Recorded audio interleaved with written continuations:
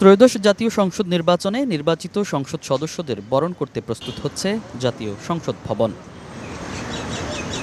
মঙ্গলবার নবনির্বাচিত এমপি এবং প্রধানমন্ত্রী ও মন্ত্রী পরিষদের শপথ সামনে রেখে সংসদ ভবনের দক্ষিণ প্লাজায় চলছে শেষ মুহূর্তের প্রস্তুতি। এমপিদের শপথ পড়াবেন প্রধান নির্বাচন কমিশনার, আর মন্ত্রিসভার সদস্যরা শপথ নেবেন রাষ্ট্রপতির কাছে।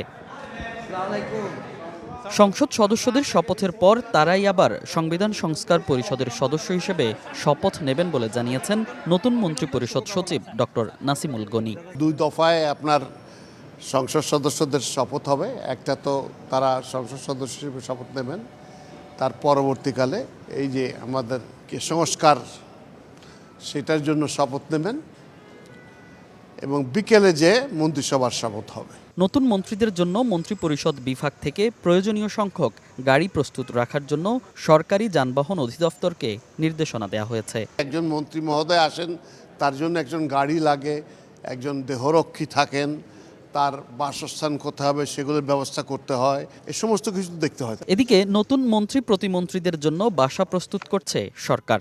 সোমবার সকালে সচিবালয়ে গৃহায়ন ও গণপূর্ত মন্ত্রণালয়ের উপদেষ্টা আদিলুর রহমান খান জানান, প্রস্তুত আছে 37টি বাসা। এছাড়া নতুন প্রধানমন্ত্রীর পছন্দ অনুযায়ী বাসভবনের ব্যবস্থা করা হবে বলেও জানান তিনি। 37টা বাড়ি রেডি করে রেখেছি। মিন্টু রোড, এই হেয়ার রোড, ধানমন্ডি এবং গুলশান মিলিয়ে এই পর্যন্ত এটা রেডি আছে।